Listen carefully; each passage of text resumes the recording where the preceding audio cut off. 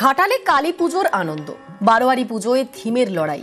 এক নজরে ঘাটালের সেরা কয়েকটি পুজো।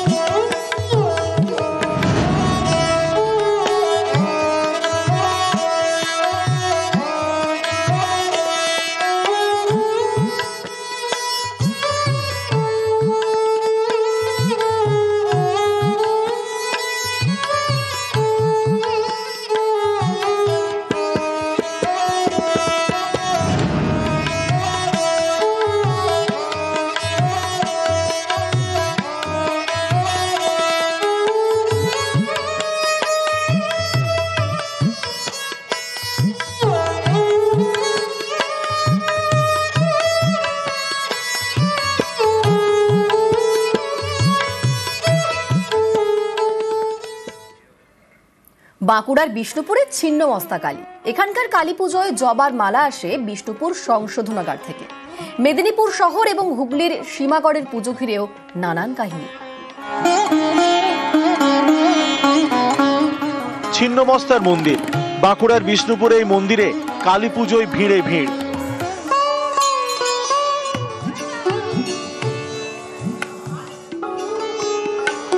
বিষ্ণুপুরে মণি বাবার আশ্রম। এখানে একটা সময় রোজ যাতায়াত ছিল কৃষ্ণচরণ গুঁয়ের। তিনি কালী সাধক। জনশ্রুতি রয়েছে 1973 সালে কৃষ্ণচরণ স্বপ্নাদেশ পান।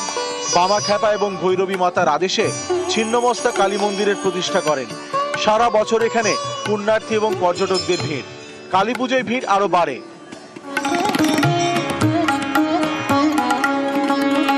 বিষ্ণুপুর সংশোধনাগার থেকে আসে পুজোর জন্য জবার মালা।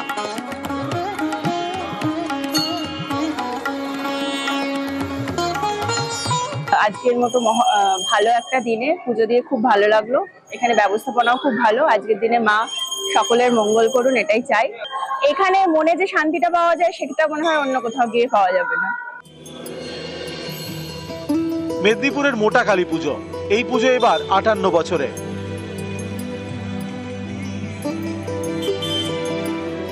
মেদিনীপুর শহরে ভাতৃসংঘ ক্লাব। একটা সময় ক্লাবের সদস্যরা নিয়মিত শরীর চর্চা করতেন, কুস্তি অনুশীলন করতেন অনেকে। সেই সময় কালী পুজোর শুরু। কুস্তিগীরদের হাত ধরে পুজো শুরু হয় বলে মোটা কালী নামে বেশি পরিচিত। এই পুজোর প্রতিমা থাকে গরুর গাড়িতে।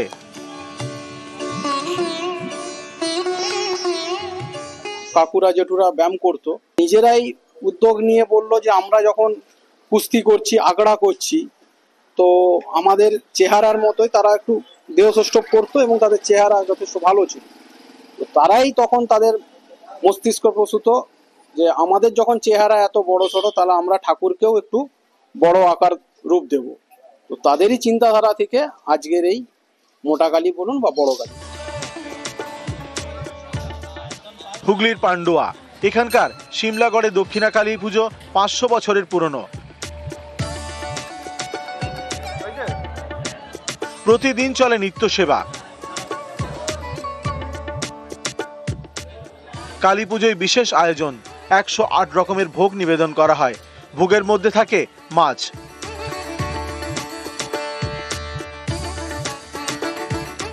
একটা সময় তালপাতার ছাউনিতে ছিল মন্দির, মূর্তি ছিল মাটির। সময় বদলেছে, এখন মন্দিরও বড় হয়েছে। পাকা মন্দিরে পাথরের মূর্তি। এদিনের পুজো ঘিরে মন্দিরে ভিড়ে ভিড়।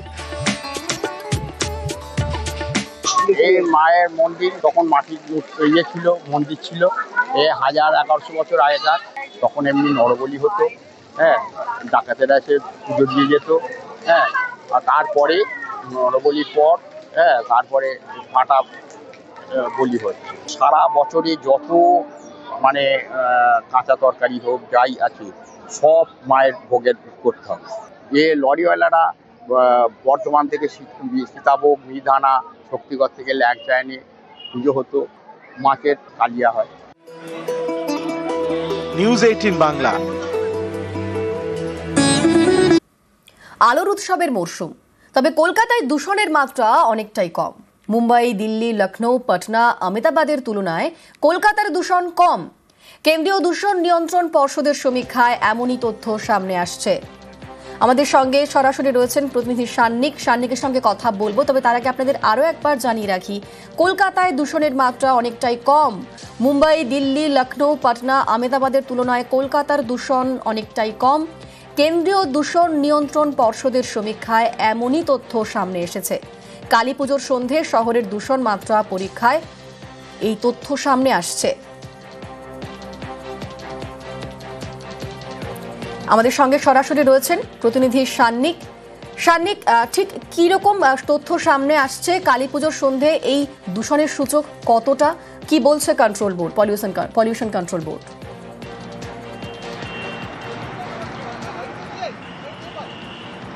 দেখো, কালী পুজো কিংবা দীপাবলির রাতে কলকাতার যেরকম এয়ার কোয়ালিটি ছিল সেই এয়ার কোয়ালিটি এবছর অনেকটাই ভালো, তেমনটাই কিন্তু দূষণ নিয়ন্ত্রণ পর্ষদ কিংবা কলকাতা পুলিশ দুই তরফেই কিন্তু তেমনটাই জানানো হচ্ছে। দুটো ফ্যাক্টর এক্ষেত্রে কাজ করছে। প্রথম, গত বছরগুলোতে কলকাতার এয়ার কোয়ালিটি দীপাবলি কিংবা তার পরের দিন রাতে কিরকম ছিল তার সঙ্গে একটা তুলনামূলক হিসেব, এবং অবশ্যই আরও যে কটি মেট্রো সিটি রয়েছে দেশে সেই জায়গাগুলোর সঙ্গে একটা কম্প্যারিজন। এই দুটো ক্ষেত্রে কিন্তু এবছরের কলকাতার দীপাবলির রাত অনেক বেশি এয়ার কোয়ালিটি ভালো ছিল, তেমনটাই বলা হচ্ছে। যদি শহর কলকাতার বিভিন্ন পয়েন্টে যে এয়ার কোয়ালিটি মেজার করা হয় সেগুলোর রিডিংগুলো দেখা যায়, তাহলে দেখা যাবে দক্ষিণ কলকাতার কিছু অংশে এয়ার কোয়ালিটি একটু খারাপ ছিল, সেইটাও 100-র ঘরে। 100 থেকে 200-র ঘরে কিন্তু গোটা কলকাতার কোনো অংশে এয়ার কোয়ালিটি পৌঁছয়নি, যেগুলো গত বছরগুলোতে যদি দেখা যায় সেখানে 300, 350, এমনকি 400 পর্যন্ত রিডিং ছুতে দেখা গিয়েছিল। এবং যদি অন্যান্য মেট্রো সিটির সঙ্গে এবছরের দীপাবলি এবং কালী পুজোর তুলনা যদি করা যায়, সেক্ষেত্রে যেটা দেখা যাবে মুম্বাইয়ের কোলাবা কিংবা চেন্নাইয়ের ভেলাচেরি, যেখানে চেন্নাইতে প্রায় 400-র ওপর রিডিং পৌঁছে গিয়েছিল, মুম্বাইতে 300-র ঘরে এই মাত্রা রয়েছে, দিল্লিতেও কিন্তু 350-র কাছাকাছি মাত্রা রয়েছে এয়ার পলিউশনের ক্ষেত্রে।